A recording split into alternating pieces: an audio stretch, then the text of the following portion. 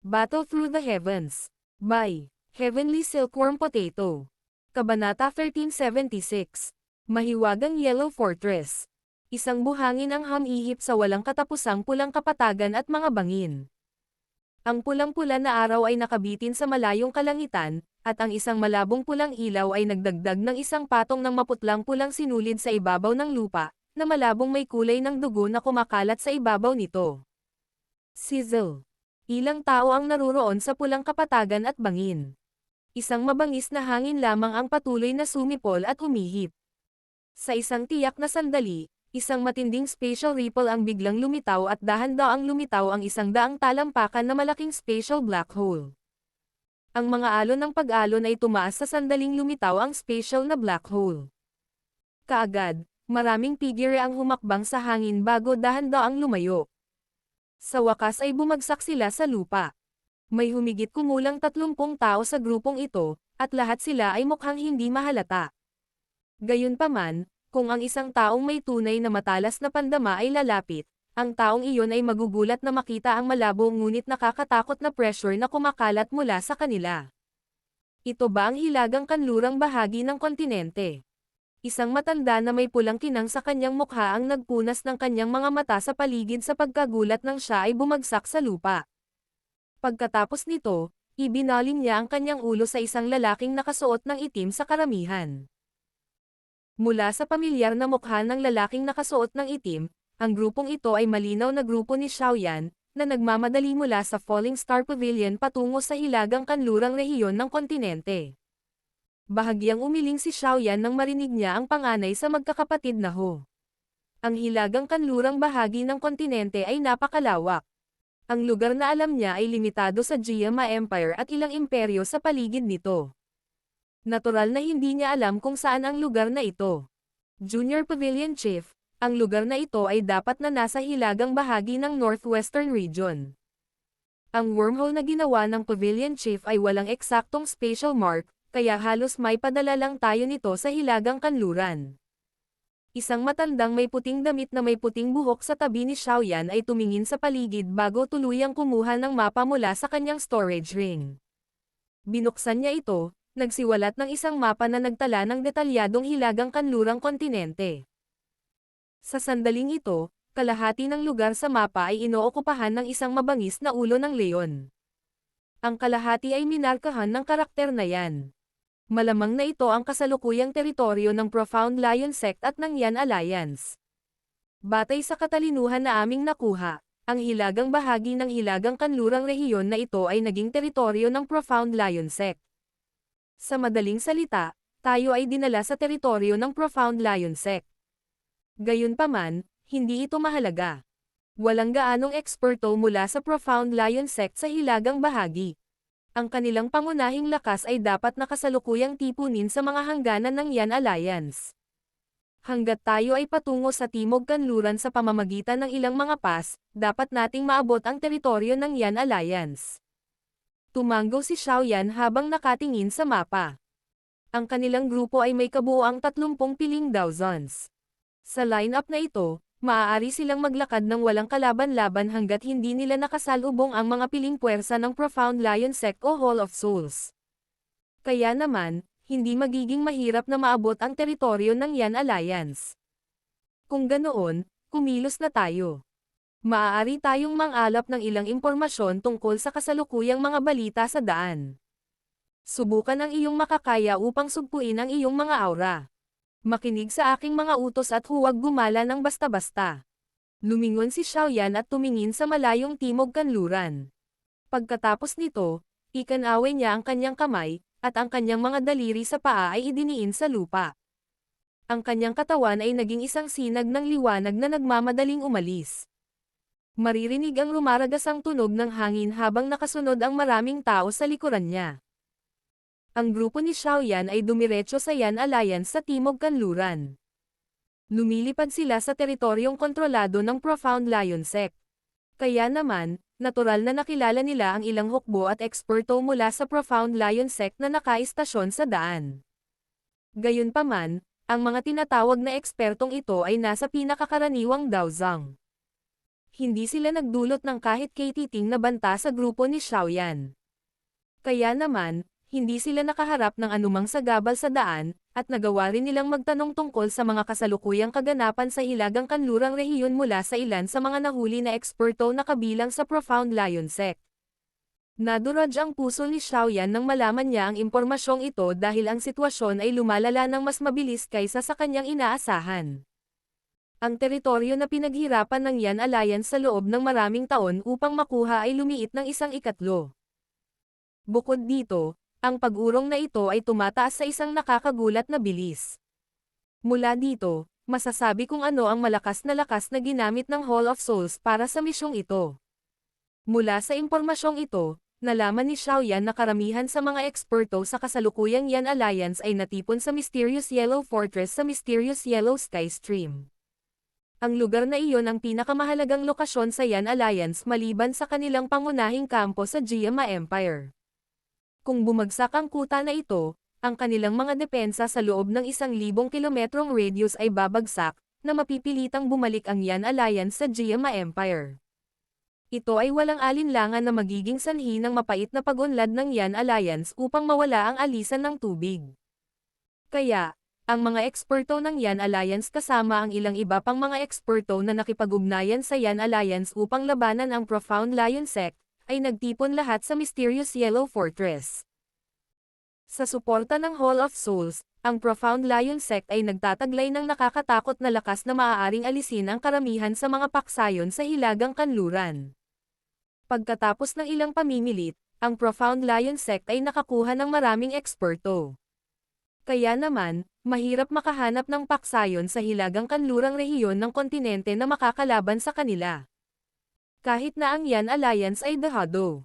Natural na hindi isusuko ng Profound Lion Sect ang Mysterious Yellow Fortress, na isang lugar na dapat labanan ng magkabilang panig. Batay sa sinabi ng isang eksperto, na sumali sa Profound Lion Sect, ang kasalukuyang Profound Lion Sect ay nagpadala rin ng kanilang tunay na piling puwersa sa Mysterious Yellow Sky Stream. Sa hitsura nito, malinaw na nilayon nilang pilitin na kunin ang Mysterious Yellow Fortress upang dominahin ang buong Hilagang Kanlurang Rehiyon ng kontinente. Ang masamang balitang ito ay nag-iwan kay Xiaoyan na walang pagpipilian kundi pabilisin ang kanyang bilis. Kailangan niyang makarating sa Mysterious Yellow Fortress bago nagsimulang puwersahang sakupin ito ng Profound Lion Sect. Kung hindi, ang mga pagkalugi na daranasin ng Yan Alliance ay masyadong malaki. Ang Mysterious Yellow Sky Stream ay matatagpuan sa pagitan ng dalawang hanay ng bundok. Dahil sa likas na kalupaan nito, naging natural itong kuta na madaling ipagtanggol at mahirap salakayin. Ang langit sa itaas ng Sky Stream ay umihip ng napakalamig na hangin. Kahit isang ordinaryong eksperto na dawwang ay hindi maglalakas loob na hawakan ang hangin ito. Ang dalawang hanay ng bundok sa gilid ng kuta ay tila nahak sa dalawa ng isang malaking matulis na palakol, na nagbigay dito ng hindi pangkaraniwang makinis na hitsura.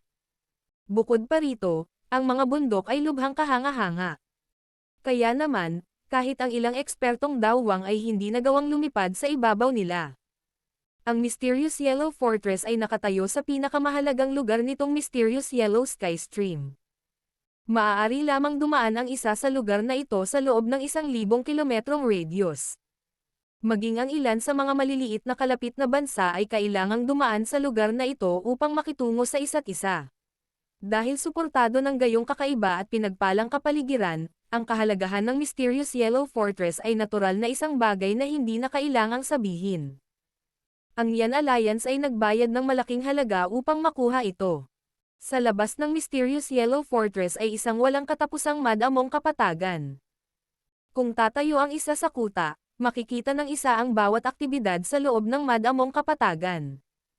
Gayunpaman, ang madamong kapatagan ay natatakpan ng itim na fog sa sandaling ito. Malabo na marinig ng isa ang ilang nakakabinging tunog na ibinubuga. Isang masamang aura ang kumalat at lumundag, na naging dahilan upang ang mga ekspresyon ng lahat sa loob ng mahiwagang dilaw na kuta ay magkaroon ng matinding ekspresyon. Maraming gusali ang nakatayo sa gitna ng kuta, at mayroong isang napakagandang malaking gusali sa gitna. Napakaraming tao ang nakaupo sa loob ng bulwagan sa sandaling ito. Gayunpaman, walang nagsalita. Nabalot ng matinding katahimikan ang buong bulwagan. Nakaupo sa upuan ng pinuno sa bulwagan ang isang magandang figure na nakapula, na nakasandal sa sandalan sa medyo tamad na paraan. Ang malamig at nakakakulam niyang mukha ay malabo na naglalaman ng pagod.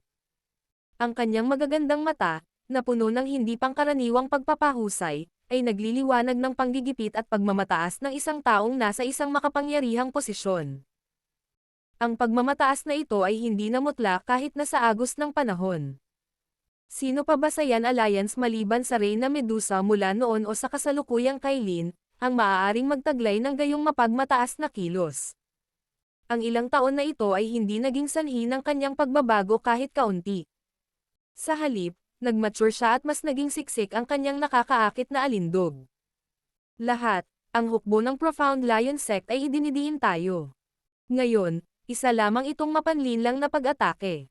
Gayunpaman, malamang na formal nilang aatakehin tayo sa loob ng wala pang 3 araw. Dahan-daang nilaibat ng mga mata ni Kailin ang buong bulwagan. Maraming pamilyar na mukha ang lumabas. Ang Ice Emperor Haibadong, ang Pilking ng Jiama Empire na si Guhi, si Fama mula noon. Sa kasalukuyan, lahat sila ay medyo mas matanda na ngayon. Gayunpaman, ang kanilang mga aura ay malayo sa kung ano ang maaari nilang ihambing noon. Maliwanag, ang kanilang lakas ay bumuti ng husto sa paglipas ng mga taon. Natahimik ang lahat nang marinig ang sinabi niya. Marahang bamantong hininga ang isang lalaking nakaupo sa isang wheelchair sa gilid. Sinabi niya, ang lakas ng Profound Lion Sect ay masyadong malakas. Ang kanilang mga eksperto sa klase ng Daozun ay higit na nakahihigit sa atin. Hindi tayo kalaban para sa kanila sa isang direktang paghaharap. Hindi sinasadya at mapait na tumawa si Xiaoding pagkatapos niyang magsalita. Ang anumang mga pagkana ay mawawalan ng epekto sa harap ng ganap na lakas. Ito ang unang pagkakataon sa lahat ng mga taon na ito na pakiramdam niya ay walang magawa. Ang Yan Alliance ay talagang nakatagpo ng ilang problema. Hayaan ang lahat at lumaban kung wala tayong magagawa. Hindi tayo maaaring sumulong o umatras, kaya bakit hindi tayo lumaban hanggang sa huli? Isang lalaking natatakpan ng mabangis na aura sa tabi ni Xiaoding ang nagsalita na may malamig na mukha. Pamilyar ang hitsura na iyon. Nakakagulat na pangalawang kapatid ni Xiaoyan, si Xiaoli. Ang puso ng lahat ng tao sa bulwagan ay lumubog matapos marinig ang mga salita ni Xiaoli. Baka dumating na talaga sa ganitong yugto. Hindi pa tayo umabot sa yugtong iyon. Biglang umiling si Xiaoding sa gitna ng katahimikan. Dahan-dahan niyang iminulat ang kanyang mga mata at sumili ang malabong ngiti sa kanyang mukha. Mahina niyang sinabi.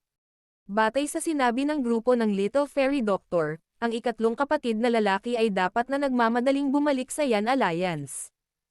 Wow! Ang pangungusap ni Xiaoding ay agad na nagdulot ng pag-angat ng mga mata ng karamihan sa mga tao sa bulwagan. Maging si Kailin sa upuan ng pinuno ay biglang natuon ang kanyang mga mata kay Xiaoding. Ang pangatlong kapatid ni Xiaoding. Lahat ng naroroon, maging ang mga eksperto na sumali sa Yan Alliance sa kalaunan, ay narinig ang tungkol sa kanya kahit na hindi siya personal na nakita dahil ang binata na tinatawag na Xiaoyan ay ang tunay na tagapagtatag ng Yan Alliance. Ang binata noon ay nakagawa ng maraming himala. Kahit na ang Yan Alliance ay pinamahalaan ni Kailin sa mga taong ito, ang tunay na espiritual na pinuno ng Yan Alliance ay ang binata na tinawag na Xiaoyan sa puso ng maraming tao. Napangiti si Xiaoding habang pinagmamasdan ang bulwagan na nagiging kaguluhan dahil sa pangalang ito. Nakipagpalitan siya ng tingin kay Xiaoli sa gilid. Parehong puno ng pagmamalaki ang kanilang mga mata. Ang pagmamataas na ito ay nagmula sa kanilang kadugong kapatid, ang binata na tinawag na Xiaoyan. Pang-atong kapatid, matagal ka nang umalis. Oras na para bumalik. Nakatitig ang mga mata ni Xiaoding sa kalangitan sa gabi sa labas ng bulwagan at bamulong sa kanyang puso. Battle Through the Heavens. Kabanata 1377. Little Xiao Xiao. Ang rumaragasang tunog ng hangin ay biglang nalipat sa isang walang katapusang tahimik na asol na kalangitan. Kaagad, 12 ng mga itim na figure ang dumating mula sa malayo. Sa loob ng ilang kisap mata, humakbang sila sa himpapawid at lumitaw sa isang berdeng bundok. Junior Pavilion Chief, Ang lugar sa harap natin ay teritoryo ng Yan Alliance. Batay sa ating bilis, dapat ay maabot natin ang mysterious yellow sky stream sa gabi. Isang matanda na nakasuot ng puting damit ang nagpunas ng mga mata sa paligid pagkatapos mapunta sa bundok. Kinausap niya si Xiaoyan sa tabi niya ng may magalang na tono. Bahagyang tumanggo si Xiaoyan. Nilaibat ng kanyang mga mata ang kanyang grupo at hindi sinasadyang ngumiti. Ang malakas na lineup na ito ay maaaring hindi masyadong malakas sa loob ng Central Plains. Gayunpaman, sa hilagang kanlurang rehiyong ito ng kontinente, maging ang pagtapak ng kanilang mga paa ay magiging sanhi ng pagyanig ng lupa. Ayon sa pinakahuling balita, ang pagsasama-sama ng mga eksperto ng Profound Lion Sect, Hall of Souls, at ilang iba pa na pinilit, mayroon silang humigit kumulang 30 o higit pang mga individual na nakarating na sa klase ng Daozun. Sa kabilang banda, ang Yan Alliance ay mayroon, higit sa pinakamarami, 10 sa kanila. Ang bilang ng mga eksperto na mayroon ang magkabilang panig ay ganap na hindi nababago bago pa lumabag ang katandaan. Mayroon din silang mahigit 30 Daozun. Dahan-daang pinag-cross ni Xiaoyan ang kanyang mga daliri. Baka sa mukha niya ang ekspresyon ng pagmumuni-muni. Kahit na ang kalidad ng mga eksperto sa hilagang kanlurang rehiyon ay hindi maihahambing sa Central Plains, hindi rin sila dapat maliitin. Pagkatapos ng lahat, ang kontinenteng ito ay napakalawak. Ang Hall of Souls ay natural na nakahanap ng ilang eksperto para tulungan sila sa pamamagitan ng paggamit ng ilang taktika. Kaya naman, hindi nagulat si Xiaoyan na ang Profound Lion Sect ay magkakaroon ng napakaraming eksperto na tutulong sa kanila. Sa kabilang banda, ang pinakamalakas na tao sa Yan Alliance noong umalis siya noon ay si Kailin, na naging 4-star o 5-star Daozang. Pagkatapos ng mga taong ito ng pagsasanay, malamang na naabot niya ang klase ng Daozun. Pagkatapos ng lahat, taglay niya ang bloodline ng 7-colored Heaven Swallowing Python, at ang kanyang orihinal na talento ay napakahusay. Siya ay natural na makakakuha ng 2 beses sa mga resulta sa kalahati ng pagsisikap kapag siya ay nagsanay. Gayunpaman, gaano man kalakas si Kailin, isa lang siyang tao. Ang mga inaasahan ni Xiaoyan ay higit na nalampasan nang malaman niya na ang Yan Alliance ay may 10 elite na si Daozun. Ang ganitong uri ng lakas ay maaaring ituring na isang nangungunang pangkat na pangkat kahit na sa Central Plains. May isip kung gaano kabilis at kabanggas ang Yan Alliance sa paglipas ng mga taon. Ilang eksperto sa 6-star Daozun class o mas mataas ang mayroon ang Profound Lion Sect. Saglit na nag-alinlangan si Xiaoyan bago biglang nagtanong. Ang agwat sa pagitan ng bawat bituin sa loob ng klase ng Daozun ay napakalaki. Halimbawa, kung haharapin ni Xiaoyan ang 10 1-star elite na Daozun, hindi sila makakapagdulot ng malaking pinsala sa kanya. Ang Profound Lion Sect ay dapat magkaroon ng 8 tao sa itaas ng 6-star Daozun. May 4 sa kanila na umabot sa antas ng 8-star Daozun. Gayunpaman, hindi namin alam kung ang Hall of Souls ay lihim na nagpadala ng mas malalakas na tao. Sagot ng matanda na nakasuot ng puti. Oo. Salamat Elder Sia. Tumanggo si Xiaoyan at mahinang tumugon. Masyadong magalang si Junior Pavilion Chief. Tara na, lakasan natin ang ating bilis at susubukan nating maabot ang mysterious yellow sky stream bago maggabi. Marahang bamantong hininga si Xiaoyan. Kaagad niyang iwinagayway ang kanyang kamay at ang kanyang mga daliri sa paa ay idiniin sa lupa. Nagiba-iba ang espasyo sa kanyang harapan, at unti-unting nawala ang kanyang katawan. Hindi nagulat ang malaking grupo sa likuran niya nang makita siyang nawala. Bawat isa sa kanila ay iginalaw ang kanilang mga katawan at bumaril pasulong. Rumble. Natakpan ng makapal na madilim na ulap ang kalangitan sa itaas ng mysterious yellow sky stream. Isang mahinang kulog ang tumunog at umalangaw-ngaw ng walang tigil sa loob ng 50 kilometrong radius. Ang tumatagos na itim na fog ay unti-unting nagkalat sa labas ng mysterious yellow fortress. Nang kumalat ang itim na fog, nagsiwalat ito ng hindi mabilang na bilang ng mga figure na nakatago sa loob nito. Ang walang katapusang dagat ng mga tao ay umabot hanggang sa abot-tanaw habang ang nakakagulat na sigaw ng labanan ay kumalat mula sa hukbo sa isang nakakabinging paraan.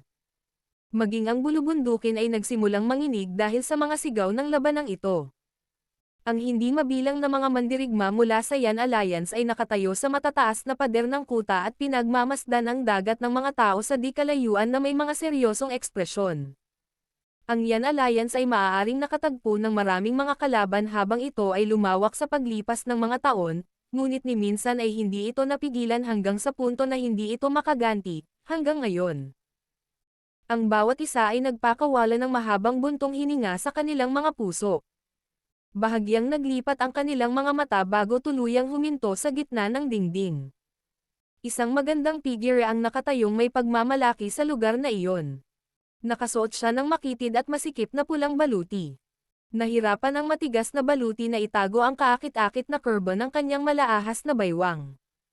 Kahit na sa sandaling ito, ang kanyang malamig na kaakit-akit na mukha ay hindi nagpapakita ng kahit katiting na kahinaan.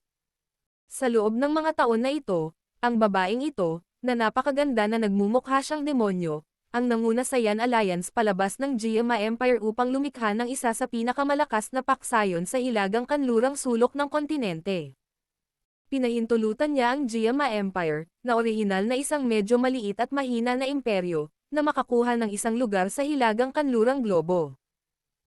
Sa puso ng ilan sa mga eksperto ng Yan Alliance, ang kanyang posisyon sa Yan Alliance ay isa na walang sino man ang tunay na mapapalitan. Mula sa isang tiyak na punto ng view, kahit na ang tagapagtatag ng Yan Alliance ay hindi maabot ang kanyang katayuan.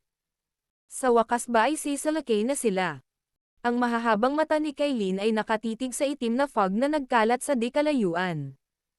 Ang kanyang kamay ay dahan-daang pumulupot sa mahabang espada sa kanyang makipot na baywang. Pinagdikit niya ang kanyang mapupulang labi habang ang kanyang mukha ay natatakpan ng malamig na pagdedesisyon.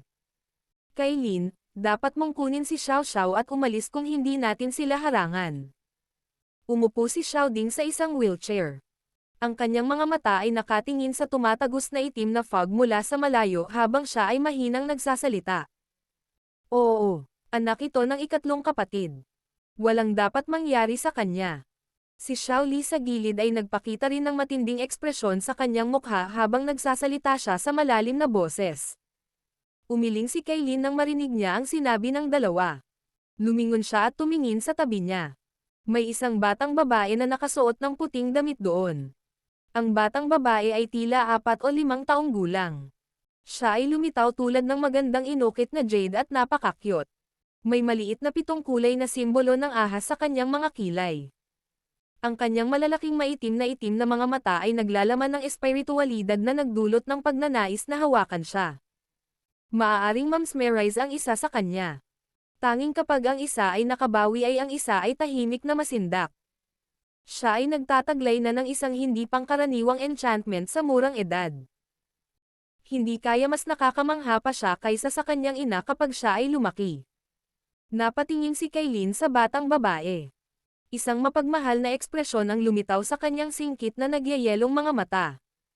Lumuhad siya at marahang niyakap ang batang babae. Mukhang alam ng batang babae na hindi tama ang kapaligiran, ngunit hindi siya umiyak. Ang kanyang maliliit na kamay ay yamakap sa mahabang leeg ni Kailin habang sinasabi niya sa malutong na boses. Nanay, hindi na kailangang matakot. Sinabi ng unang tiyuhin na babalik si tatay. Napaawang ang bibig ni Kailin nang marinig niya ito. Niyakap niya ang maliit na babae bago itinaas ang ulo pagkaraan ng ilang sandali. Tumingin siya sa Little Fairy Doctor at mahinang nagtanong. Talaga bang babalik siya? Dapat ay humigit kumulang kalahating taon siya sa Heavenly Tomb. Bilang pagbibilang ng oras, dapat ay umalis na siya sa Gurelm. Tiyak na ipapaalam sa kanya ni Yao Lao ang tungkol sa mga problema dito kapag nakarating na siya sa Falling Star Pavilion. Dahil sa kanyang karakter, magmadali siyang pumunta sa lalong madaling panahon. Tumango ang Little Fairy Doctor habang siya ay sumagot.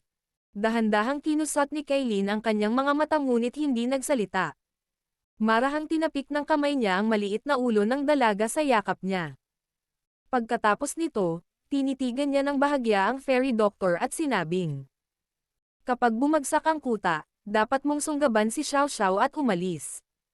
Kung may mangyari sa kanya, hinding-hindi ko mapapatawad si Xiao Yan kahit anong gawin niya. Kahit mamatay ako. Bahagyang nagulat ang Little Fairy Doctor.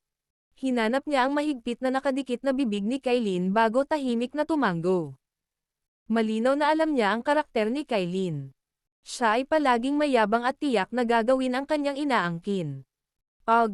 Kailin, sobra-sobra na ang nagawa mo para sa Yan Alliance at sa Shao Clan sa mga taong ito.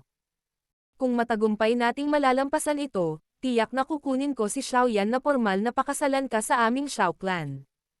Si Xiao Ding sa gilid ay mahinang napabuntong hininga nang makita ang pagkilos na ito bago nagsalita sa malalim na boses. Nasaksihan niya ang lahat ng ginawa ni Kailin para sa Yan Alliance at ang Shao Clan sa mga taong ito. Noon, itinatag ni Xiao Yan ang Yan Alliance, para lang itapon ito sa mga balikat ni Kailin. Alam niyang kailangan ni Xiao Yan na umalis upang iligtas ang kanilang ama, ngunit si Kailin, bilang isang babae, ay hindi lamang tumulong sa kanya na magsilang ng isang anak na babae, tumulong pa siya sa pamamahala sa Yan Alliance. Ang ganitong uri ng sakripisyo ay malawak. Oo, tama si Kuya. Kapag bumalik na ang batang iyon, tiyak na malulutas natin ang bagay na ito. Malakas na tumanggaw si Xiao Li. Siya at si Xiao Ding ay palaging tinitingnan si Xiao Yan bilang ang pinakamahalagang tao sa angkan. This time around, siguradong kakampi nila ang hipag kahit anong mangyari. Hayaan muna natin ang gulo sa harap natin bago pag-usapan ito. Ibinaba ni Kailin ang maliit na si Xiao Xiao, na nakayakap pa rin sa kanya. Lumitaw din sa kanyang isipan ang isang batang nakasuot ng itim na figure.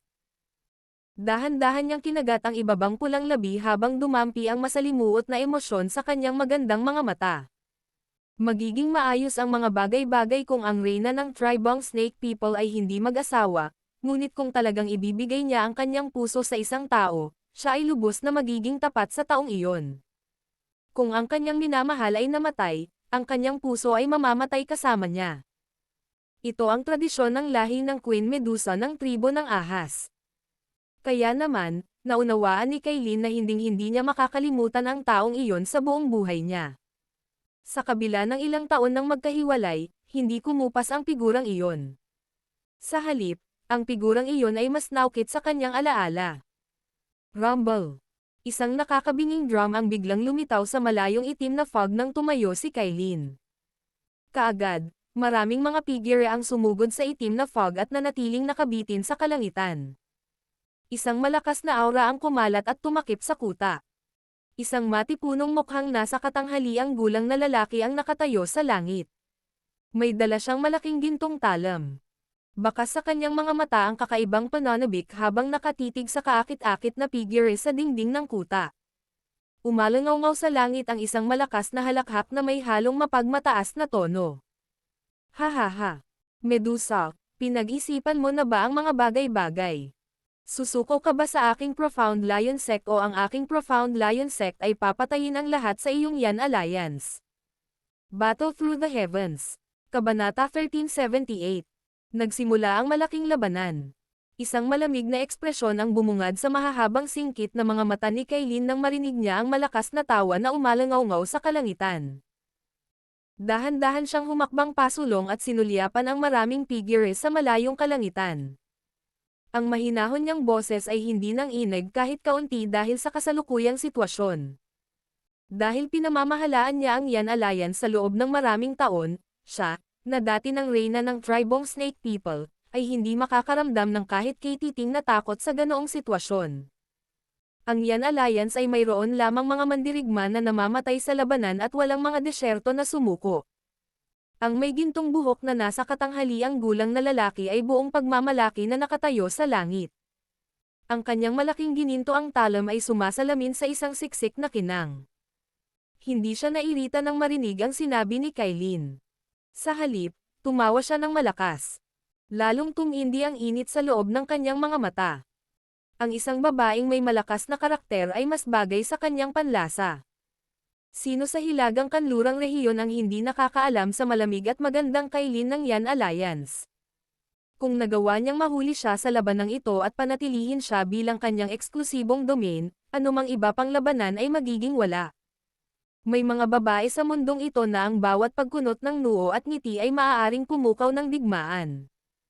Maliwanag, kabilang si Kailin sa kategoryang iyon. Medusa, Dapat ay malinaw mong alam na ang Yan Alliance ay may katangahang lumalaban.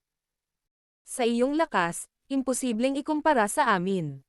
Hanggat ang iyong Yan Alliance ay pumayag na magpasakop sa aking Profound Lion Sect at ibigay ang lahat ng miyembro ng Shao Clan, gagamitin ko ang aking posisyon bilang Sect Chief ng Profound Lion Sect para magarantya na walang sinumang tao mula sa Yan Alliance ang masasaktan.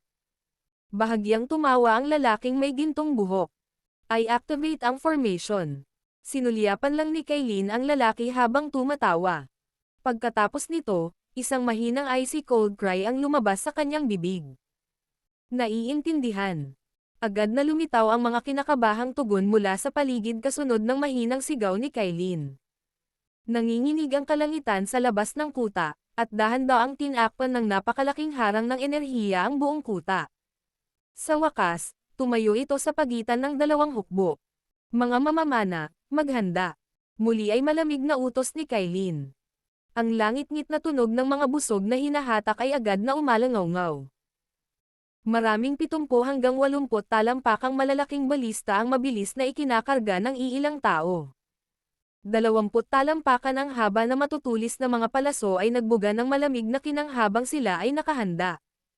Ang mga balista at arrow na ito ay ginawa ng Yan Alliance gamit ang mga espesyal na materyales.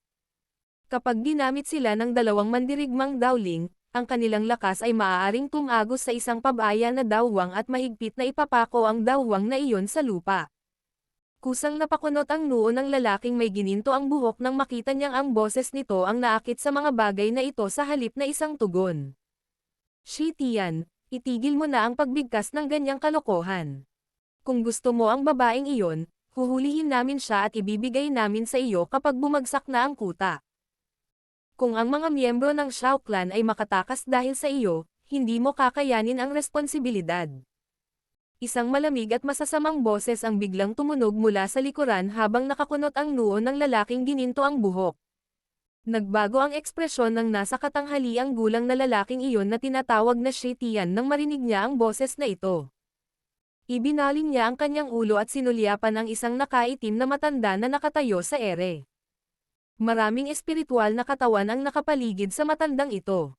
Ang kanilang kahabag-habag na tili ay nagdulot ng lamig sa puso ng isa. Ang maitim at mahigpit na mukha ng taong ito ay puno ng pamilyar.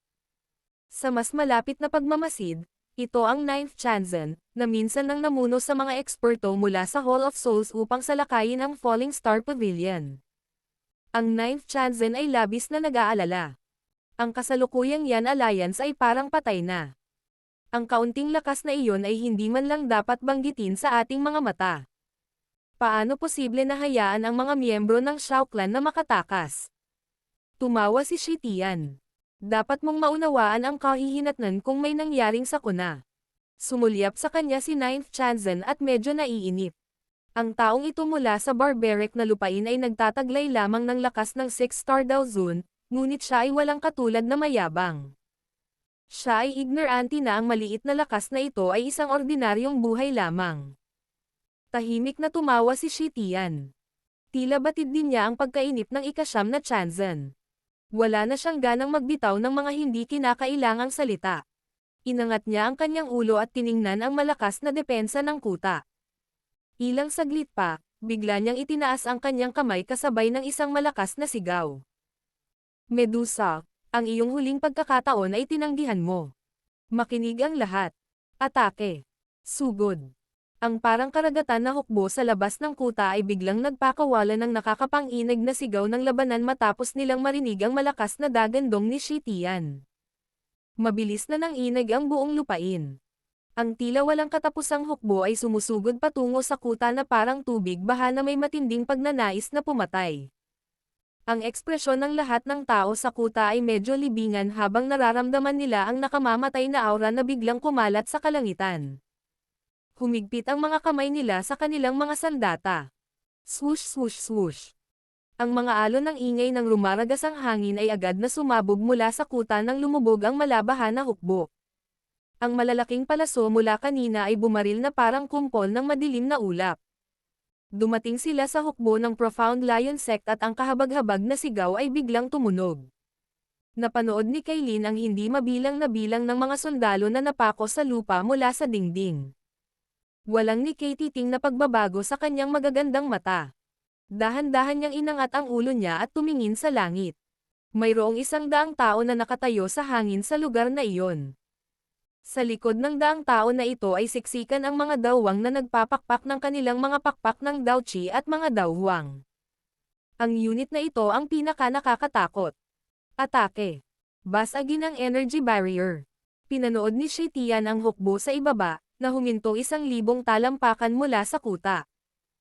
Walang kahit katiting na sakit ang makikita sa mukha niya. Ang hukbo sa ibaba ay binubuo ng mga taong mas mahina kaysa sa isang dawang, na ginagawa silang kumpay ng kanyan. Ang tunay na makakayanan ang Yan Alliance ay ang mga elite sa langit. Ang mga dalubhasa sa kalangitan sa wakas ay nagsimulang bumuo ng kalahating bilog gamit ang alon ng kamay ni Shetian. Mabilis silang lumapit sa kuta. Isang malakas na sigaw ang tumunog at sunod-sunod na alon ng makapangyarihang mga haligi ng Daochi na sumipol sa kalangitan. Nagmamadali silang pumunta sa Daochi barrier mula sa lahat ng direksyon. Bang bang bang. Hindi mabilang na mga haligi ng enerhiya ang sumabog laban sa hadlang ng enerhiya, na naging sanhi ng pabago-bago nito at bumuo ng maraming pabilog na ripple. Mga mamamana, baguhin ang mga target. Lahat ng mga eksperto sa klase ng dawang at mas mataas, gumanti at patatagin ang energy barrier.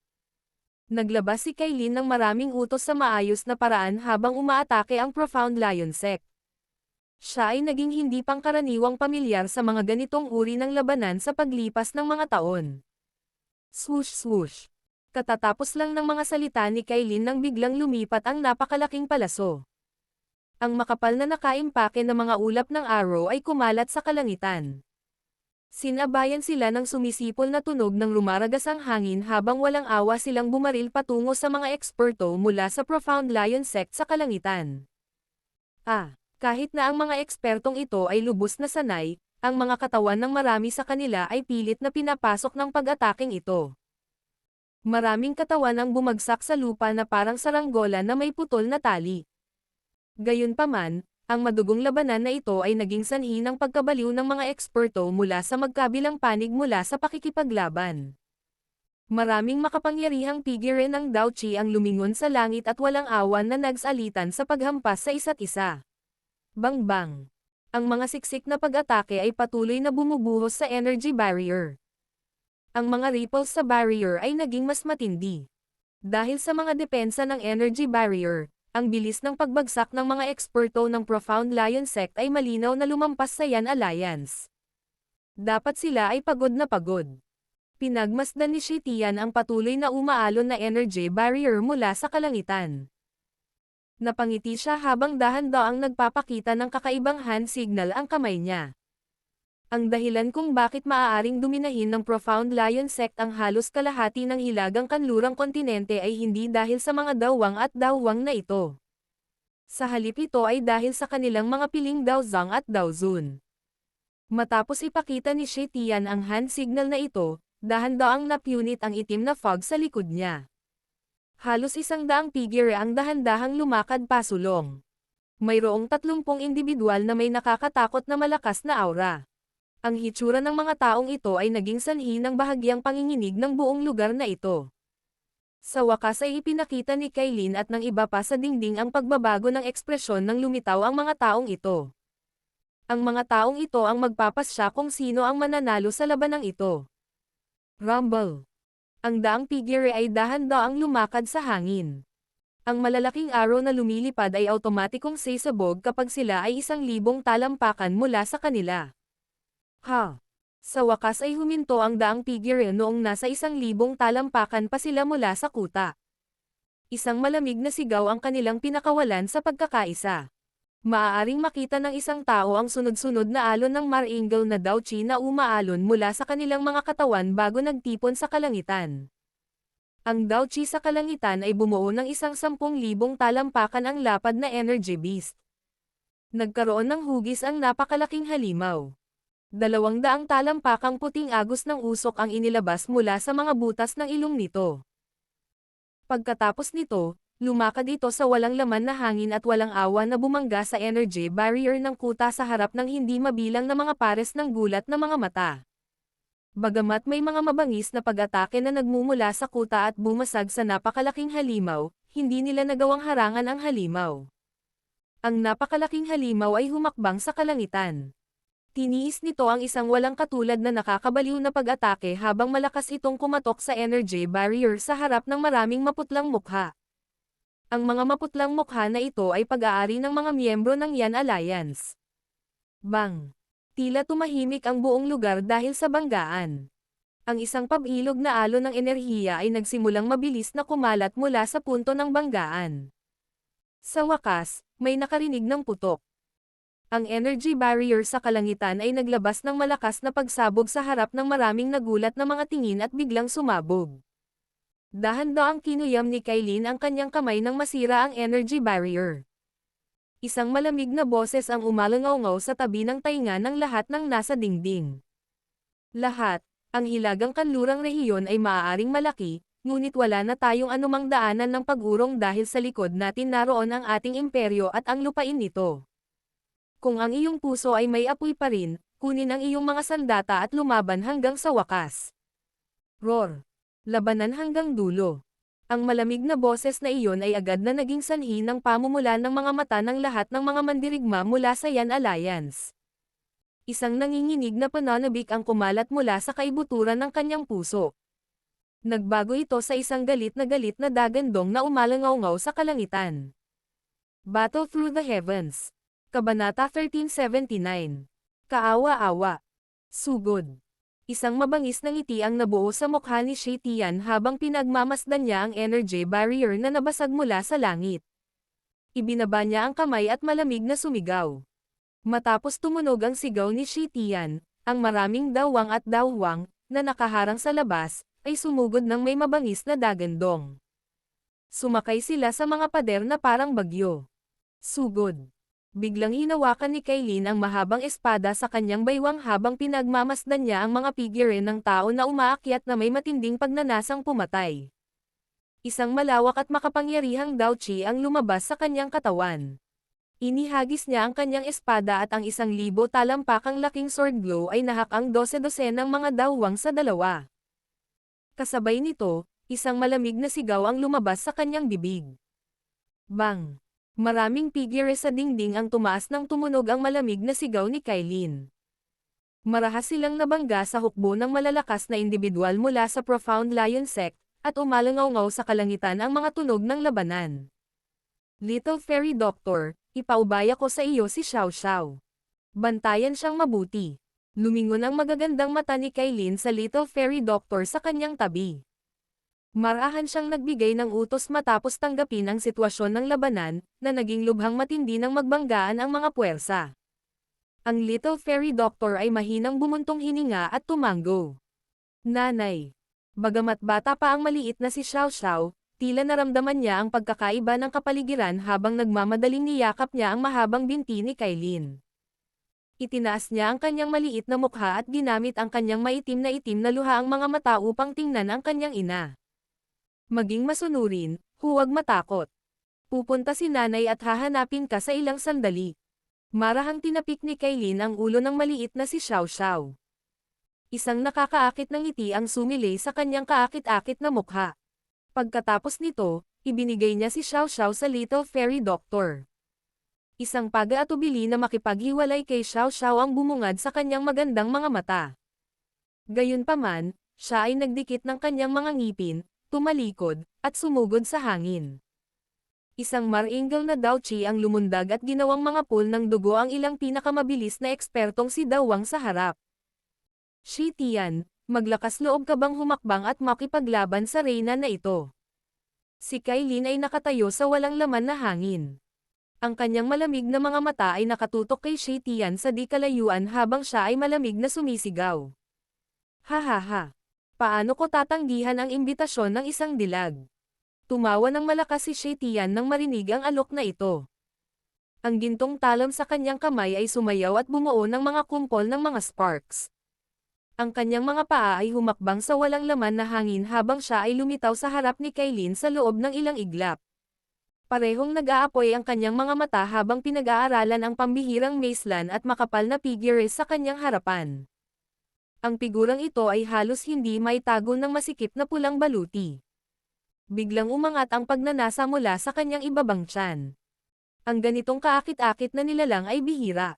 Napakabuti para sa batang ito na tinatawag na Xiaoyan. Kapag naagaw ko na siya, ang ganoong kagandahan ay magiging akin. Si Kailin ay hindi nagsalita ng anumang hindi kinakailangang salita matapos makitang tinanggap ni Shi Tian ang labanan. Bumangon si Dao Qi mula sa kanyang katawan nang hindi napigilan. Ang mahabang espada sa kanyang kamay ay nakalantad habang gumagalaw ang kanyang katawan. Lumitaw siya sa tabi ni Shi Tian na parang kidlat na bilis. Ang matalim na espada ay tumama sa iba't ibang anggulo at tinakpan ang lahat ng nakamamatay na bahagi sa katawan ni Shi Tian na parang bagyo. Maaaring mukhang kalmado ang ekspresyon ni Shi Tian kapag nakaharap sa katawan ni Kailin, ngunit naging maingat ang kanyang puso. Si Kailin ay hindi mas mahina kaysa sa kanya. Ang kanyang karanasan sa labanan ay tiyak na mas malaki kaysa sa kanya pagkatapos ng hindi mabilang na bilang ng mga laban. Kaya naman, hindi siya naglakas loob na maliitin siya. Ang gininto ang talam ay sumayaw na parang windmill at hinaranggan ang matalim na pag-atake ng espada. Habang sina Kailin at Shi Tian ay nakikibahagi sa isang malaking labanan sa kalangitan, ang lugar sa loob ng 1,000 talampakan radius ng kuta ay napuno ng magulong labanan. Ang mga dalubhasa mula sa Yan Alliance ay umaksyon pasulong. Nagkasagupaan ang magkabilang panig at agad na sumiklab ang isang napakainit na matinding labanan. Sa matinding labanang ito sa pagitan ng magkabilang partido, may ilang eksperto na hindi sinasadyang pinahintulutan ang kanilang mga kalaban na kumuha ng butas at patayin sila. Kahit na ang ilang piling Daozang ay hindi maprotektahan ang kanilang sarili. Kung sila ay malas, sila ay napapalibutan at aatakehin ng higit sa 100 tao, na nagresulta sa kanilang pag-atres mula sa malubhang pinsala. Kung ang isa ay malas, hindi bihira ang isa na mapatay sa lugar. Ang 9th Chanzen ay nasuspine sa kalangitan sa labas ng magulong larangan ng digmaan. Ang kanyang mga mata ay walang pakialam habang pinagmamasdan ang mga labanang patuloy na sumiklab. Isang malamig na ngiti ang sumilay sa kanyang katawan. Sa kanyang mga mata, ang lahat ng mga patay ay mga kaluluwa. Sila ay sisipsipin sa lupa ng isang kakaibang lakas kapag sila ay namatay. Maging ang mahihinang kaluluwa ay hindi nakatakas. Lumaban ka, mas maraming pagkamatay mas mabuti. Tumawa si 9th Chanzen sa malamig na boses. Ang mas maraming patay na tao, mas mabuti ito para sa Hall of Souls. Pagkatapos ng isang malaking labanan, maaari nilang makuha ang libo-libo o kahit 10,000 kaluluwa. Ang ganitong uri ng bilis ay maraming beses na mas mabilis kaysa sa nakaraan. Bang! Ang Little Fairy Doctor ay nakayakap sa maliit na Xiao-Xiao sa dingding. Ang kanyang ekspresyon ay malamig at walang malasakit habang siya ay naglalabas ng lasong chi pillar. Tinamaan nito ang isang eksperto ng Profound Lion Sect, na sumugod sa dingding hanggang sa dumura siya ng itim na dugo at nahulog. Pagkatapos nito, pinahintulutan niya ang maliit na si Xiao-Xiao na itago ang kanyang mga mata sa kanyang balikat. Saka lang siya nagangat ng ulo at tumingin sa paligid niya. Bahagyang lumubog ang kanyang puso. Ang Yan Alliance ay maaaring magkaroon ng kalamangan sa mga tuntunin ng terrain, ngunit ang dami at kalidad ng kanilang mga eksperto ay mas mababa kaysa sa Profound Lion Sect. Bagamat nagawa nilang harangan ang kabilang partido sa loob ng ilang panahon, hindi ito magtatagal. Sa sandaling ito, napakaraming lugar ang nilabag ng mga eksperto mula sa Profound Lion Sect. Ang mga ekspertong ito ay sumugod sa pader ng lungsod at nagdulot ng maraming pagkawasak.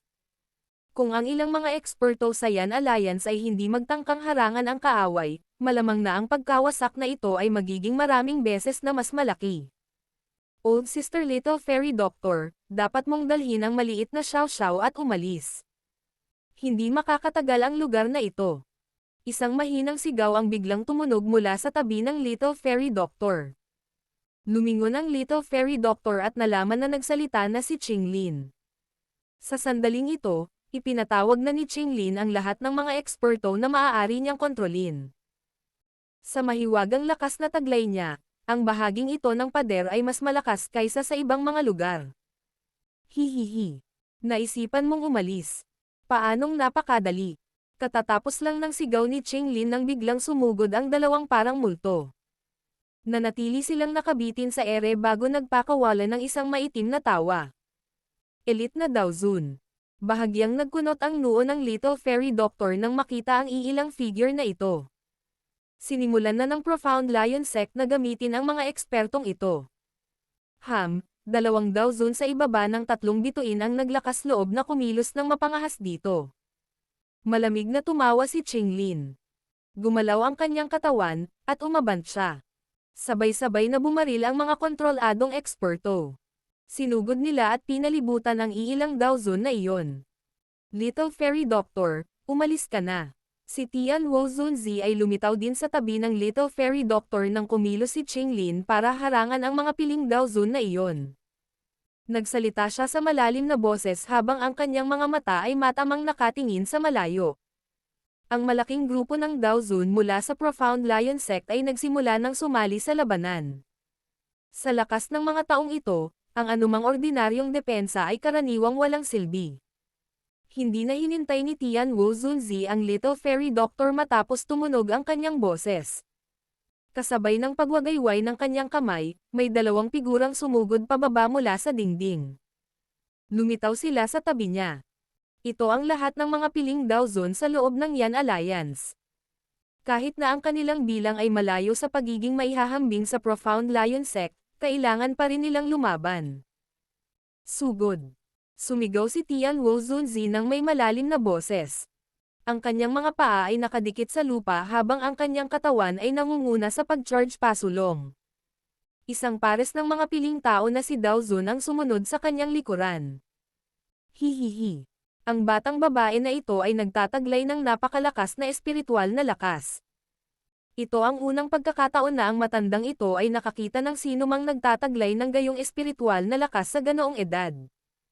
Bahagyang nanlabo ang mga mata ng Little Fairy Doctor nang makita ang tagpong ito. Niyakap niya ang maliit na si Xiao Xiao at nagsimulang magmadaling umatras.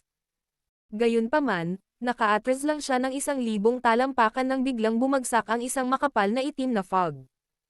Isang makulimlim na matandang lalaki ang sumugod mula sa ulap. Nagpakawala siya ng kakaibang tawa habang ang kadena sa kanyang kamay ay walang awa na bumaril patungo sa maliit na Xiao Xiao sa yakap ng Little Fairy Doctor. Bastos. Biglang nagalit ang Little Fairy Doctor nang makita niyang sinalakay ng matandang iyon ang isang bata. Ikinumpas niya ang kanyang kamay at isang nakamamatay na lason na Dao Chi Pillar ang bumaril at itinabi ang kadena. Ang kanyang mga daliri sa paa ay idiniin sa lupa, at muli siyang umatras sa halip na humabol. Saan ka maaaring tumakas? Kaka-atras lang ng Little Fairy Doctor nang dumating ang isa pang itim na figure na may kasamang malakas na hangin. Ang malakas na hangin ay pinakawalan mula sa isang palad at walang awa na hamampas patungo sa Little Fairy Doctor. Habang umaatake ang itim na figurang ito, muling sumugod ang mukhang masama na matandang iyon.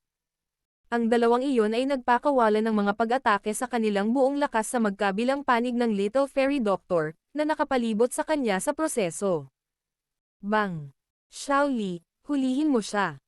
Bahagyang nagbago ang ekspresyon ng Little Fairy Doctor nang harapin ang pinagsamang pag-atake ng 2 piling 6-star Dao Zun. Napatingin ang gilid ng kanyang mata kay Xiao Li, na nasa di kalayuan. Inihagis niya ang kanyang kamay at isang banayad na hangin ang nagpapalayo kay Xiao Xiao mula sa kanya. Kasabay nito, ang isang lubhang nakamamatay na lason na Dao Chi ay lumabas sa kanyang katawan sa lahat ng direksyon. Natanggap nito ang pinagsamang pag-atake ng 2 piling Dao Zun. Sa di kalayuan, napansin ni Xiao Li ang Little Fairy Doctor na napaliligiran at inatake. Nagmamadali siyang gumalaw nang makita niyang hinagis nito ang maliit na si Xiao Xiao. Sa loob ng ilang hakbang, nakarating na siya sa likod ng maliit na si Xiao Xiao. Gayunpaman, isang parang multo ang nakarating sa maliit na si Xiao Xiao nang iunat pa lang ni Xiao Li ang kanyang kamay para hawakan siya. Isang malakas na hangin ang hamampod sa dibdib ni Xiao Li na parang kidlat na bilis. Ang malakas na puwersa ay naging sanhi ng pagluwa ni Xiao Li ng isang subo ng dugo habang ang kanyang katawan ay lumipad pabalik. Bastos. Pulang dugo ang mga mata ni Xiaoli nang makita niyang ang lalaking ito ay nagbabalak na sunggaban ang maliit na si Xiao Xiao pagkatapos na maglunsad ng palihim na pag-atake. Hihihi. Kakaibang tawa ang payat na matandang iyon. Pagkatapos nito ay tumalikod siya at inabot ang maliit na Xiao Xiao sa ere. Si Kailin, na nakikipaglaban kay Shi Tian sa malayo, ay agad na namutla nang makita niya ang nangyayari. Medusa, sumuko ka kaagad. Kung hindi, huwag mong sisihin ang matandang ito sa pagiging mabisyo. Hinawakan ng payat na matandang lalaki ang damit ni Xiao Xiao sa harap ng maraming nagulat na mga mata. Tinitigan niya si Kailin na may mabangis na mukha, ngunit nang sabihin niya ang kanyang huling salita, biglang lumitaw ang lamig sa kanyang puso. Nagmaterial lang ito nang may biglang sumulpat na kamay na may yelo sa kanyang lalamunan nang walang anumang paunang babala. Pagkatapos nito, walang awa itong kumapit na parang metal na pliers. Ang tunog ng pagkabali ng buto ay maaaring dahil nabali ang leeg ng matanda. Nasulyapan ang peripheral vision ng matanda bago ito mamatay. Isang hindi pamilyar na lalaking nakasuot ng itim na may walang pakialam na ekspresyon ang hindi na malayang lumitaw sa likuran niya. Ang lalaking nakasuot ng itim, na biglang sumulpat, ay random na itinabi ang bangkay ng matanda. Pagkatapos nito, iniunat niya ang kanyang braso at niyakap ang maliit na batang babae, na ginagamit ang kanyang malaking dark black para titigan siya. Isang magiliw na ngiti ang bumungad sa kanyang walang pakialam na mukha. Pagtaas ng ulo, pinag-aralan niya si Kailin at ang iba pa sa malayo, na ang mga katawan ay biglang nanigas. Sa isang mahinang ngiti, ang kanyang banayad na boses ay dahan-daang nalipat sa mga tainga ni Kailin. Pasensya na, medyo natagalan akong nakabalik. Battle Through the Heavens. Kabanata 1380.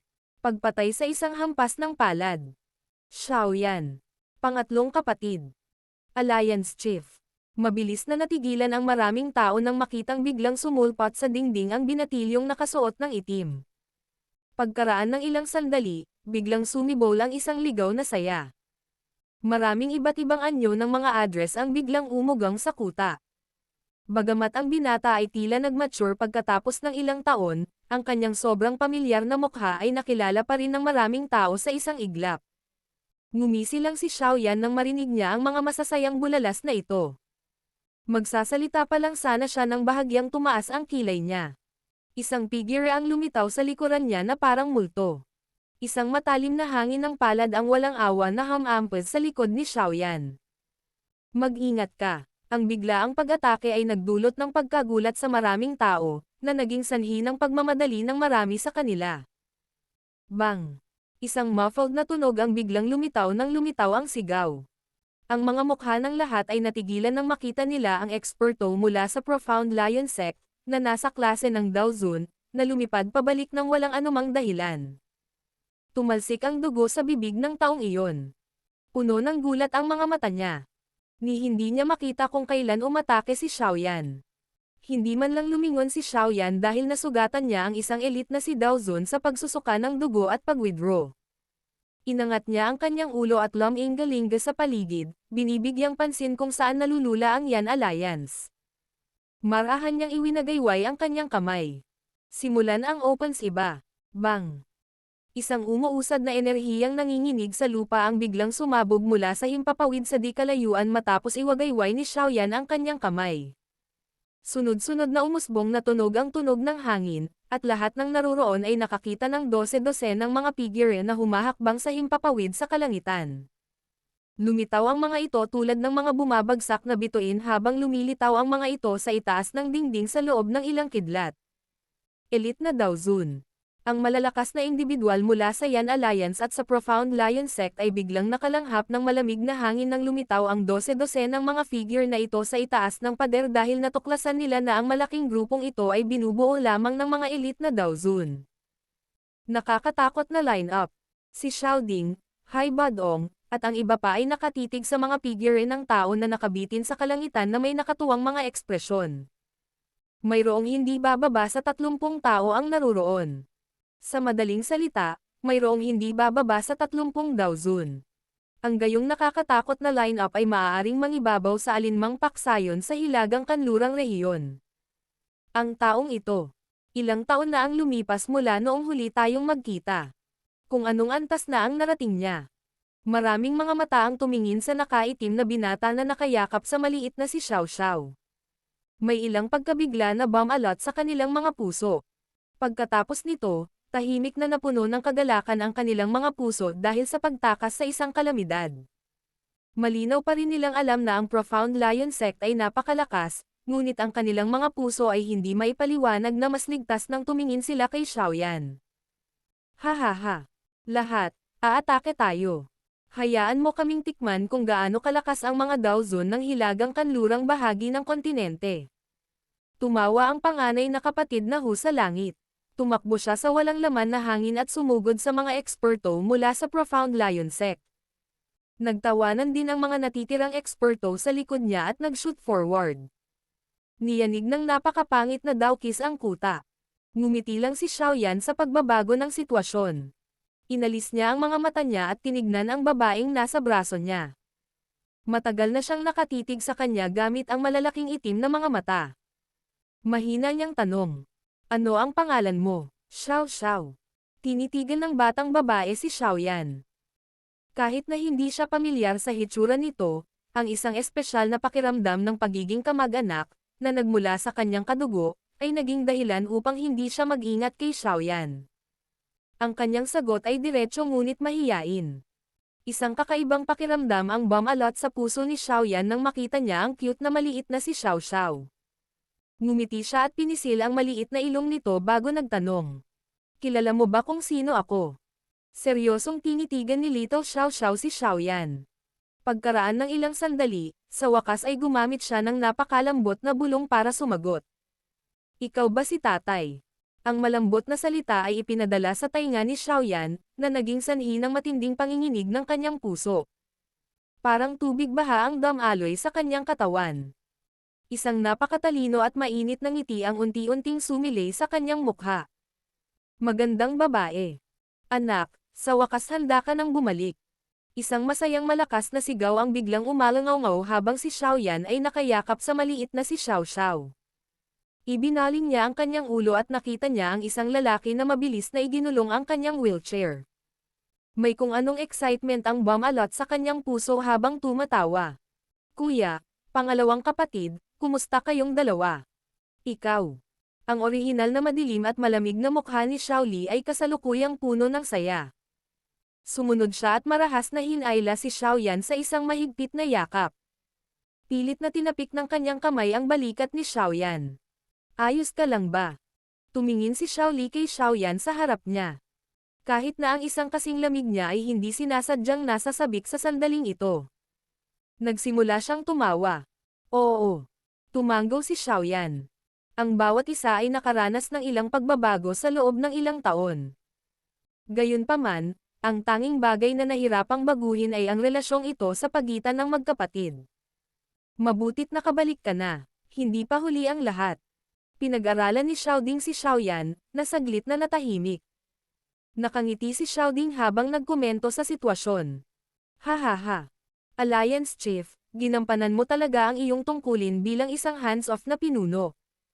Nagmamadaling lumapit ang ibang tao habang si Xiaoyan ay tumango.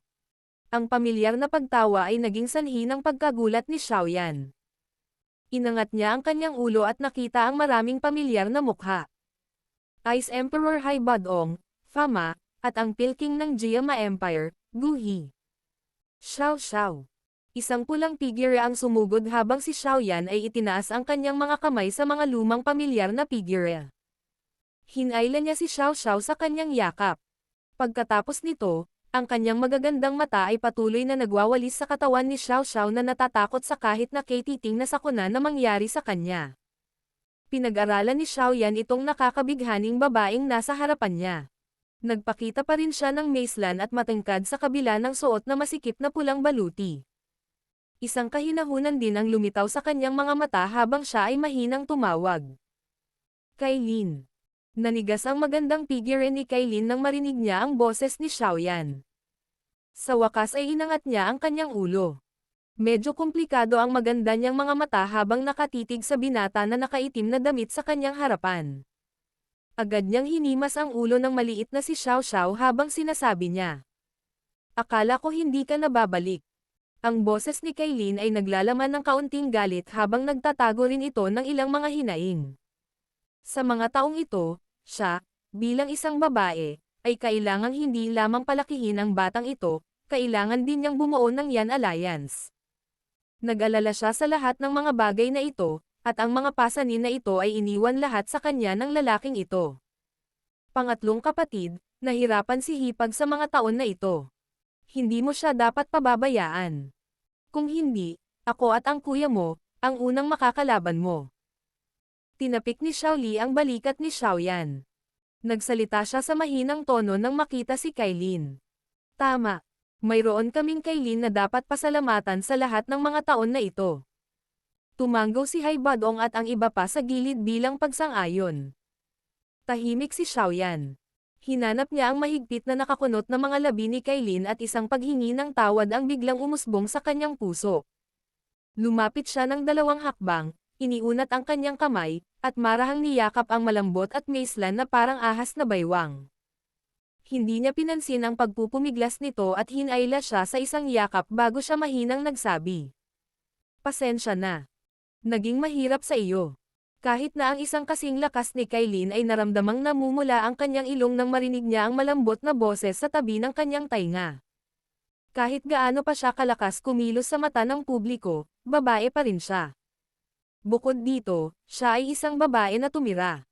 Ang kanyang puso ay hindi maiiwasang makaramdam ng ilang mga hinaing kapag ang kanyang lalaki ay wala sa loob ng maraming taon, ngunit ang mga hinaing na ito ay biglang naglaho nang marinig ang 2 malambot na pangungusap. Huwag mong isipin na pakakawalan kita dahil dito. Kahit na nawala ang mga hinaing sa kanyang puso, ang matigas na ulo na si Kailin ay nagngangalit pa rin ang kanyang mga ngipin at pumutol. Medyo namula ang malamig ngunit magandang mukha niya nang pakawalan niya ang sarili mula sa kamay ni Xiaoyan. Siya ay isang napakalakas na tao sa mata ng lahat mula sa Yan Alliance. Kaya naman, hindi siya gustong makita sa yakap ni Xiaoyan tulad ng kanyang maliit na babae.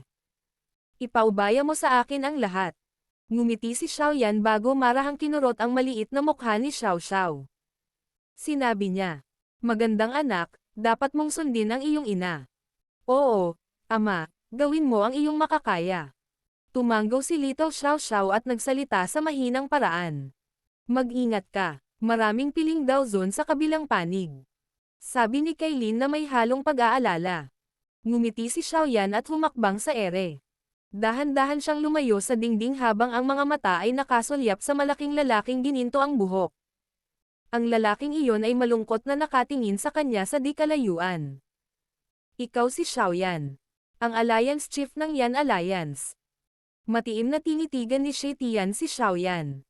Napanood niya si Xiaoyan na niyakap si Kailin kanina, at isang matinding selos ang bumangon sa kanyang puso. Kahit na hindi pa niya nakukuha ang mysterious Yellow Fortress, naisip na niya si Kailin bilang kanya. Paano niya natitiis na madungisan siya ng iba? Si Xiaoyan ay kumilos na parang hindi niya narinig ang malamig na sigaw ni Shi Tian. Agad na nagalit si Shi Tian nang makita ito. Hindi siya pinansin ni Xiaoyan ang malaking talon sa kanyang kamay ay biglang tumama sa walang awa na paraan. Isang libutalampakang mahabang blade na kumikinang ang walang awa na tumama sa ulo ni Xiaoyan. Mag-ingat. Siya ang pinuno ng sekta ng Profound Lion Sect, isang elite na 6-star daw zone. Si Kailin at ang iba pang nasa dingding ay nagmamadaling binalaan si Xiaoyan nang makita nilang hindi niya pinansin si Shi Tian. Ang gininto ang blade na kumikinang ay walang awa na tumama sa katawan ni Xiaoyan pagkatapos ng babala ng lahat. Gayunpaman, ang hindi pangkaraniwang malakas na pag-atake ay nabigo upang pilitin si Xiaoyan pabalik kahit kalahating hakbang. Paano ito posible? Hindi lang si Shi Tian ang natigilan nang makita niya ito. Maging ang grupo ni Kailin ay lubos na nagtataka sa mga mukha. Ang pag-atake ni Shi Tian ay isang bagay na kahit isang 7-star daw Zhang ay hindi nang ahas na tumanggap ng direkta nang hindi naglalagay ng anumang depensa. Dahan daw ang pinitik ni Xiaoyan ang kanyang manggas habang ang kanyang palad ay dahan daw ang iginalaw patungo kay Shi Tian. Isang nakakatakot na mainit na hangin ang tumagos sa hangin at natipon sa isang malaking kamay ng apoy sa harap ni Shi Tian na may bilis na parang kidlat. Tumama ito sa katawan ni Shi Tian. Grog. Sa pagbagsak ng palad, ang mga depensa ng Dao Qi na nananatili sa katawan ni Shi Tian ay tila manipis na papel. Nawasak ang mga ito sa isang iglap, at isang nakakatakot na hangin ang bumuhos sa kanyang katawan na naging sanhi ng pagluwa niya ng isang subo ng sariwang dugo. Ang mga damit sa kanyang katawan ay naging abo habang ang kanyang katawan ay nag-transform sa isang bowl ang apoy na marahas na lumipad pabalik. Sa wakas, bumangga siya sa lupa. His. Ang mga eksperto mula sa Yan Alliance at ang Profound Lion Sect ay biglang nakahinga ng malalim ng malamig na hangin. Ang sect chief ng Profound Lion Sect ay hindi nakatanggap ng kahit isang strike mula kay Xiaoyan. 9th Chanzen, ipakita ang iyong sarili. Itinaas ni Xiaoyan ang kanyang ulo pagkatapos na random na tapusin ang Shi Tian. Nakatoon ang kanyang mga mata sa malayong itim na fog, at isang mahinang boses ang biglang umalangaw-ngaw sa kalangitan na parang kulog.